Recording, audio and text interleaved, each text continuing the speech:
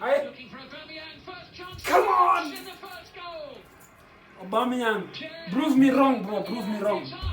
Come on. Come on.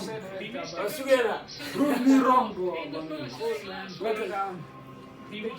Doubts like I did wrong, Aubameyang. Prove me wrong. Come on. Belka is kitchen naft. Come on. Belka is kitchen naft. What a cross. Gosh, green of course, and into the Yakina. Udarano, Kerbash. يا أفريقي استعمر كارسنال كبرنا عربي. Oh! What a goal! Wow! Wow! Wow! What a goal, man! No. Bismillah. Tanggol Malika, bro. Tanggol Malika. Goal of the tournament, man. Goal of the fucking tournament. Beautiful curl and dip. Odegaard, lovely little ball to Aubameyang. Oh, it was brilliantly. Come on, Aubameyang. Offside. Aubameyang just caught offside. South. Ceballos is underneath it, and the header there is a poor one from Ceballos. Oh, it's a great chance here for Rafa Silva for Benfica, who lead by 2 goals. Come on, buddy. Dani Ceballos conceded the free kick for the Squad, bro. equaliser. Come on. Come on, bro. And he gobbled up the chance.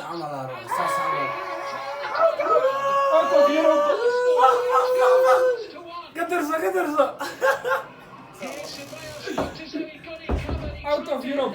Back towards Bernd Leno and Rafa Silva. Odegaard and Aubameyang in the centre. Here's Kieran Tierney. Tierney's done it. Saka looks to the far. Yes! And he finds Pierre-Emerick Come on. Aubameyang there. Goal. Who Aubameyang. puts Arsenal into the lead. Come on. With just over 3 minutes to go. What a big goal from Arsenal's captain. Kanda FC, bro. The real press. There goes the Yes! final whistle. Hassan, It is Arsenal who prevail. what the fuck? After a titanic struggle between these 2 European heavyweights, the knockout blow applied by Pierre. Next time. معاك اللي يهمك فيديو.